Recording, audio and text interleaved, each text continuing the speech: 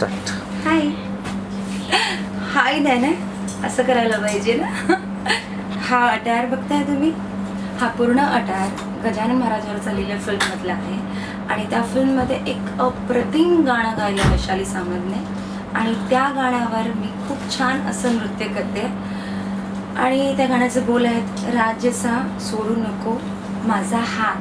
आणि ह्या गाण्यावरची कोरिओग्राफी जे करता आहेत ते आहेत बॉबी.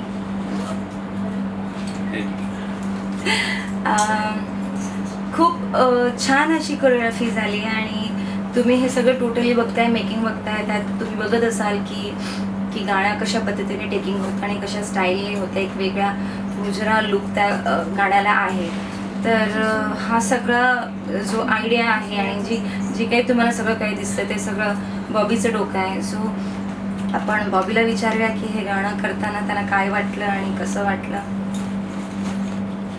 ये गाना एक हिस्टोरिकल गाना है, जैसे हम काफ़ी ओल्ड थीम इसको रखते हैं, हमको दिमाग भर के करना है.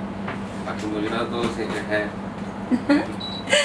ये बहुत कम बात करते हैं, लेकिन उन पे मत जाइए कि वो कितना बात करते हैं, पर वो काम बहुत अच्छा करते हैं. सो काम बहुत अच्छा हुआ है और आपको मतलब ये गाना, हाँ my action talk action talk. So आपको ये गाना करताना, आपको पिक्चराइजेशन करताना आपके दिमाग में ये आया था कि मैं ये गाना दीपाली सैयद पे पिक्चराइजेशन करूँगा? तो हर गाना है दीपाली सैयद पे करना है.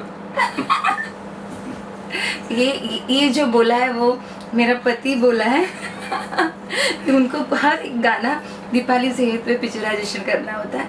सो मैं भी चाहती हूँ कि मेरे हर गाना बॉबी करे. बहुत अच्छा करते हैं वो, कि वो जो गाणे में होना चाहिए, त्या गाण्याला जी गरज आहे त्या गाण्याची ते सगळं काही बॉबी त्या गाण्याला देतो. सो त्यामुळे हे गाणं खूप सुंदर झालं आहे. गाण्याची पिक्चरायझेशन, कोरिओग्राफी, ॲक्टर, सिंगर आणि टोटली फिल्म रॉक. थँक्यू.